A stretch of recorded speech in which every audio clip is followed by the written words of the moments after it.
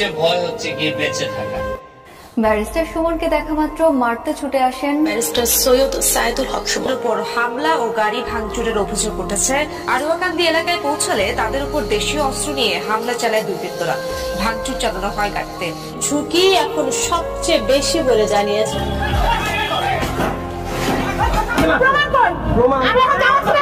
হামলা করছে কারা এবং কিভাবে এই হামলাগুলো হচ্ছে, এদের পিছনে কারাই বা জড়িত আছে, এই জিনিসগুলো জানতে আপনাদেরকে আজকে এই পুরো ভিডিওটা দেখতে হবে। তাহলেই আপনারা বুঝতে পারবেন যে ব্যারিস্টার সুমনের পিছনে কারা বারবার শত্রুতা করছে এবং কেনই বা এইভাবে গাড়িতে হামলা হচ্ছে। এই গাড়িতে হামলা হওয়ার কারণে যদি ব্যারিস্টার সুমনের মৃত্যু হয়ে যায় তাহলে দায়ভার কারা নেবে, কে এই দায়ভার নেবে? যে এই মানুষটা ভালো কাজ করছে বিধায় তার পিছনে এতটাই শত্রুতা সহ্য হচ্ছে না কাদের? আপনারা ইতিপূর্বে অনেকেই জেনে গেছেন যে ব্যারিস্টার সুমনের শত্রু কারা কারা দাঁড়িয়েছে, তবে এই শত্রুতার শেষ কোথায় আমরা আজও বুঝে উঠতে পারি না। এই মানুষটা সঠিকভাবে সবই কাজগুলো করছে এবং জনগণের মাঝখানে সব প্রকাশ করছে, সেটাই কি তার অপরাধ? নাকি এটা গোপনে হাজার হাজার কোটি টাকা মেরে খাচ্ছে না, জনগণকে সব তুলে দিচ্ছে, এটাই কি তার অপরাধ? নাকি সৎ পথে থাকাই তার অপরাধ? সংসদে দাঁড়িয়ে জোর গলায় সত্য কথাটা প্রকাশ করাটাই তার জীবনের কাল হয়ে দাঁড়াচ্ছে, নাকি অন্য অন্য এমপি মন্ত্রীর মতো উনি গোপনে সব কিছু খেয়ে বসে থাকে, এটাই তার জীবনের সবচাইতে ভালো দিক হতো? নাকি তার প্রকাশ করাটা আর কখনোই সঠিক হবে না? দর্শক, ইতিমধ্যে আপনাদেরকে আমি তার কিছু নমুনা দেখাতে চাই। চলুন আমরা লাইভে কিছু বক্তব্য শুনে আসি, তাহলে বুঝতে পারবো এর মূল ঘটনাটা কোথায়। সম্মান আপনারা মাধবপুরের মানুষ দিচ্ছেন, বাকি জীবন আপনারা গোলামি করলো, আমার এটা দিন পরিশোধ হয় না। সিএনজি স্ট্যান্ড থেকে আমার মতো নেতা কেউ খাইছেন 30,000 মাসে, কেউ খাইছেন 20,000 মাসে, কেউ খাইছেন 10,000 মাসে। আরে রাজনীতি করো আর মানুষের গ্রামের পয়সা খাও, লজ্জা করে না তোমরা? মাধবপুর সোনারঘাট বালা টাকার জায়গা আছে নি, শ্রীমঙ্গল আছে, শ্রীমঙ্গল গ্রান্ড সুলতান বাঁচতে পারেন নাই, চার নেতা কেউ বাঁচতে পারেন নাই। তারা ভালো কাজ করতে গিয়ে নিজেকে জীবন দিতে হয়েছে, হারাতে হয়েছে ফ্যামিলিকে। তারা সৎপথে চলার কারণে সঠিকভাবে কাজ করার জন্যে কিছু চাটার দল আছে আমাদের দেশে, যে চাটার দলেরা ভালো কাজকে কখনোই সমর্থন করেন না। যেমন বঙ্গবন্ধু শেখ মুজিবুর রহমান ভালো কাজ করেছিলেন, তাই তার ভালো কাজকে তারা সমর্থন দিতে পারে নাই। তারা বঙ্গবন্ধুর সমস্ত ফ্যামিলির সদস্যকে মেরে ফেলে। হয়তোবা মাননীয় প্রধানমন্ত্রী এবং তার বোন রেহেনা দেশের বাইরে থাকার কারণে তাদেরকে মারতে পারে নাই। তাই আজকে আমাদের বাংলাদেশে এই দুর্নীতিটাকে মুক্ত করার জন্য, দুর্নীতিকে বন্ধ করার জন্য ব্যারিস্টার সুমনের মতো লোক বাংলাদেশে খুবই প্রয়োজন আছে। মাননীয় প্রধানমন্ত্রী এই জিনিসগুলোকে উনি কখনোই সাপোর্ট দেন না, তবে উনি এক জায়গায় বসে থেকে কতটা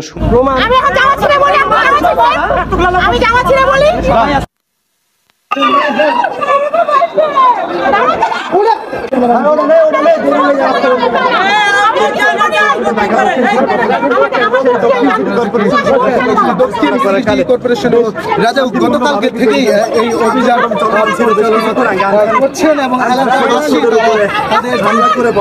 কিন্তু বাধা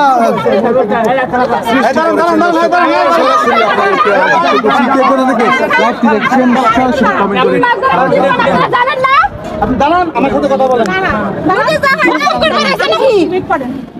এখন দাঁড়ান, আপনি সরকারি কাজ চলতেছে, কোনো সমস্যা নাই, ঠিক আছে?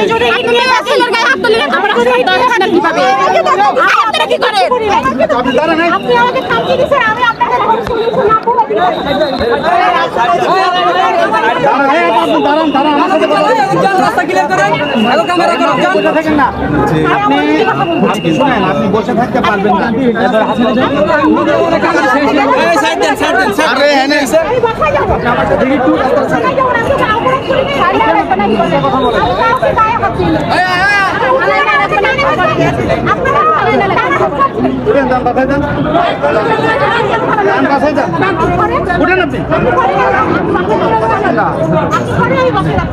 আমার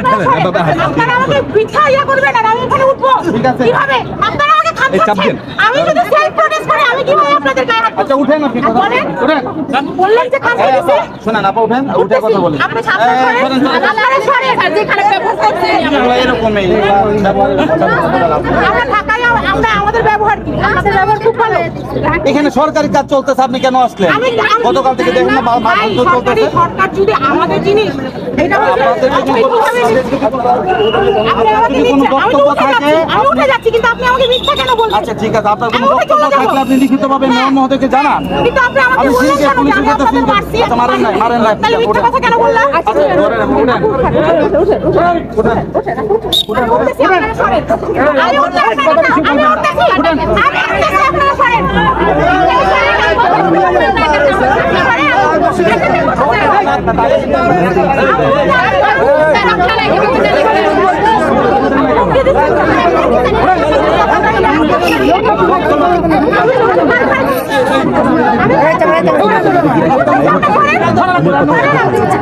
আপনি আমার নাম দিবেন না, আমি কিভাবে বুঝবো? আমার নাম ধরে শেষ করেন না।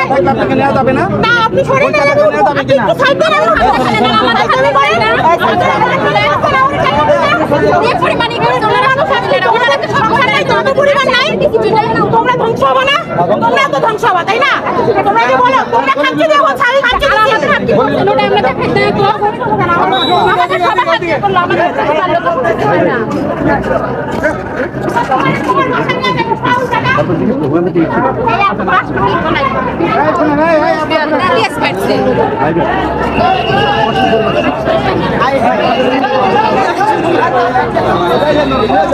মহিলা পুলিশ কই? এই আপনারা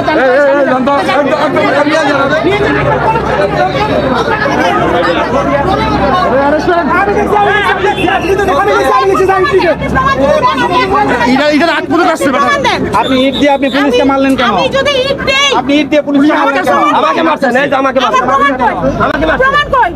আমি এখন জামা ছিঁড়ে বলি, আমি জামা ছিঁড়ে বলি, আপনি আমাকে নিতে পারবেন না তো? আপনি নিতে পারবেন না। ঠিক আছে যান যান। আপনি নিতে পারবেন না। দর্শক ইতিমধ্যে আপনারা সেই ভিডিওর অংশটুকু দেখেছেন। এই অংশটুকু দেখার পরে আপনাদের কাছে আপনাদের মন্তব্য কী ধরনের হতে পারে যে এই মানুষটাকে এইভাবে নৃশংসভাবে যে গাড়িতে হামলা করেছে, আসলে এটা কতটুকু যুক্তি আছে এবং এর পিছনে কারা কারা ইনভলভ আছে, কারা কারা জড়িত আছে, সেটা ইতিমধ্যে আপনারা অনেক ভিডিওতেই জানতে পেরেছেন। তবে নতুন করে আপনাদেরকে আবারও জানানো হচ্ছে যে এই হামলাগুলোর পিছনে প্রতিনিয়তই বেনজির বাহিনীর কিছু লোক আছে, এমপি গোলাপের কিছু লোক আছে এবং এর পিছনে আরও কিছু, যেমন আপনারা এর আগে একটা মামলা দেখেছিলেন, যে মামলাটা আপনারা প্রিয়া সাহা হিন্দু সম্প্রদায়ের একটা মামলা হয়েছিল, সেই মামলা থেকে তার পিছনে অনেক শত্রু হয়ে গেছে, যেখানে অনেক মন্ত্রীরাও তার শত্রু, অনেক এমপিরাও তার শত্রু। তবে এই শত্রুতার শেষ কোথায় যাবে এটা মাননীয় প্রধানমন্ত্রী নিজেই বলতে পারবেন, যে এই মানুষটা সৎ পথে চলার কারণে তাকে বারবার নৃশংসভাবে হত্যার চেষ্টা করা হচ্ছে। তবে আমরা এই হত্যার থেকে কখন বেরিয়ে আসতে পারবো, এই জিনিসটাই সবচেয়ে বড় কঠিন হয়ে দাঁড়িয়েছে। দর্শক, আজকের এই ভিডিওতে আপনাদেরকে যা দেখানো হয়েছে সবগুলাই আপনাদের বাস্তবতাকে কেন্দ্র করে আপনাদের কমেন্টের অপেক্ষায় থাকবো আমরা, এবং কমেন্টে অবশ্যই জানাবেন ব্যারিস্টার সুমনের এই নৃশংসতা, যে গাড়ির হামলা, এর প্রতিবাদে কি বিচার হওয়া উচিত, আপনারা কমেন্টের মাধ্যমে অবশ্যই লিখবেন। দর্শক, আজকের মতো ভিডিওটা আমি এখানেই ক্লোজ করে দেব। তবে আপনারা অনুরোধ ভিডিওটা শেয়ার করবেন এবং ব্যারিস্টার সুমনকে সবাই সেফটি দেওয়ার চেষ্টা করবেন। যার এলাকায় থাকবে সেখানেই আপনারা চেষ্টা করবেন।